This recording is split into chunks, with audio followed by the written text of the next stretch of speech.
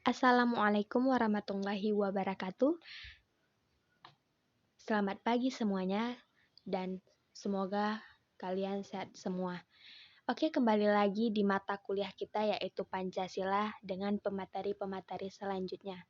Saya Sanhas Tanzila sebagai pemateri pertama, teman saya Maula Putri Nabila sebagai pemateri kedua, Rahmita Ira sebagai pemateri ketiga, dan Putri Agustina sebagai pemateri keempat. Oke, sehubungan dengan materi hari ini akan kami sampaikan, ini tentang keselarasan agama dan Pancasila, atau ini juga bisa disebut sebagai toleransi dalam beragama. Kita tahu bahwa di Indonesia beragam mulai dari suku, ras, budaya, agama, dan Indonesia telah mengakui 6 agama. Yang pertama ada agama Islam, yang kedua ada agama Kristen Protestan, yang ketiga ada agama Kristen Katolik, keempat ada agama Hindu, kelima ada agama Buddha, dan keenam ada agama Konghucu. Jadi, agama ini adalah suatu kepercayaan kepada Tuhan Yang Maha Esa atau ajaran yang mengingatkan kita kepada Sang Pencipta. Ya, di sini kita bisa lihat ada beberapa tempat ibadah. Yang pertama ada masjid, yang kedua ada gereja, yang ketiga ada vihara, yang keempat ada kelenteng, dan yang kelima ada pura. Dan yang selanjutnya saya akan bahas mengenai Pancasila. Jadi Pancasila ini terdiri dari dua kata yang berasal dari bahasa Sanskerta, yaitu panca yang berarti 5 dan sila yang berarti prinsip atau asas. Pancasila adalah pilar ideologi negara Indonesia. Jadi, Pancasila sebagai dasar dan pedoman yang kuat untuk mencapai tujuan negara Indonesia.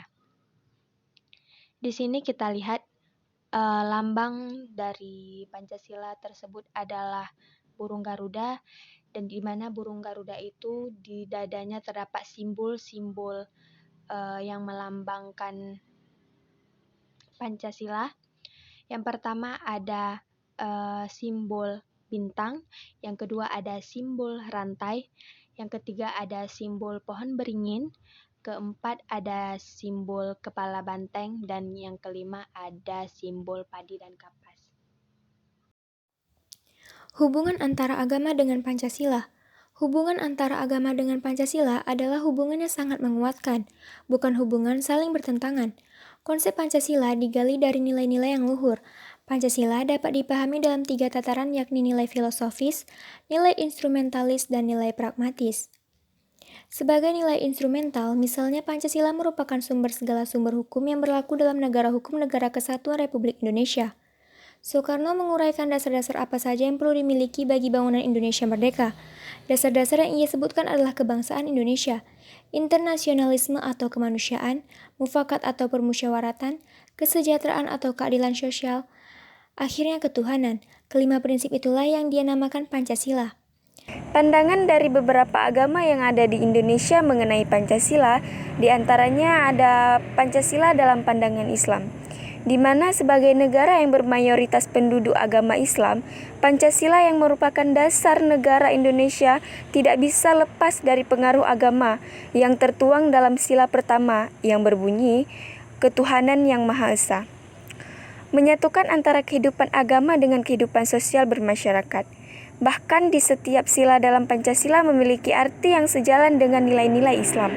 Selanjutnya ada Pancasila dalam pandangan Kristen Protestan, di mana menurut pandangan Kristen Protestan tidak ada masalah untuk menerima Pancasila, bahwa Pancasila telah memberikan banyak inspirasi selama pemahaman tentang kelima sila dari Pancasila tetap terbuka dan Pancasila tidak kemudian menjadi doktrin yang tertutup. Orang-orang Kristen Protestan ini dapat memahami sila pertama dengan menyatakan bahwa di dalam kerangka kepercayaan kepada yang transenden, orang-orang yang sudah memiliki agama dapatlah terus melakukan dialog berdasarkan saling menghargai demi bertanggung jawab bersama. Dan selanjutnya ada pula Pancasila dalam pandangan Kristen Katolik, di mana sila ketuhanan yang Maha Esa oleh umat Katolik dipandang sebagai titik temu dan dasar pijar bersama dengan pemeluk agama dan kepercayaan lain dalam menjiwai usaha bersama membangun bangsa dan negara berdasarkan keseluruhan Pancasila dan Undang-Undang Dasar 1945. Umat Katolik lebih bersifat terbuka dan memahami perbedaan yang ada di Indonesia sebagai karya yang diciptakan oleh Allah Subhanahu wa Ta'ala dalam mempererat hubungan kerukunan umat beragama. Umat Katolik ini melakukan berbagai pendekatan yang kreatif, di antaranya ada dialog teologis, dialog kehidupan, dialog pengalaman religius, dialog aksi atau kerjasama. Selanjutnya, Pancasila dalam pandangan Hindu. Dalam ajaran Hindu, puncak ketuhanan yang Maha Esa adalah penyatuan jiwa manusia dengan sumber yang Maha Kuasa. Penyatuan ini maka termanifestasi dalam bentuk kasih sayang tanpa pamrih. Dalam hal ini, umat Hindu meyakini bahwa nilai saling menghormati dan mengasihi dapat menciptakan kerukunan bersifat universal. Agama Hindu mengajarkan untuk saling mengasihi sesamanya agar dapat terciptanya keharmonisan dalam kehidupan bermasyarakat dan menghargai pelajaran dan ritus keagamaan yang berbeda yang ada di setiap agama. Oleh karena setiap agama mempunyai jalannya masing-masing untuk sampai kepada Tuhan. Pancasila dalam pandangan Buddha. Pancasila adalah ajaran dasar moral agama Buddha yang ditaati oleh para pengikut Siddhartha Gautama. Pancasila Buddhis digunakan untuk seseorang yang akan memasuki kehidupan beragama Buddha. Dalam ajaran agama Buddha, seseorang yang menaati dan menjalani kelima nilai Pancasila secara utuh telah dianggap menerapkan Dharma dalam tiap aspek kehidupannya. Pancasila dalam pandangan Konghucu. Agama Konghucu memandang sila pertama sejalan dengan pandangan Nabi Kongzi yang mengajarkan umatnya untuk tidak mengungguli siapapun. Kitab Shishu atau Suci mengatakan agar jangan merendahkan umat lain demi martabat dan keluhuran agama Konghucu. Agama Konghucu mengajarkan bahwa Tuhan yang memberikan kemerdekaan, oleh sebab itu harus dijaga, dan karena kemerdekaan tersebut setiap orang berhak memilih agama yang diinginkannya tanpa tekanan. Terima kasih telah menyaksikan video ini.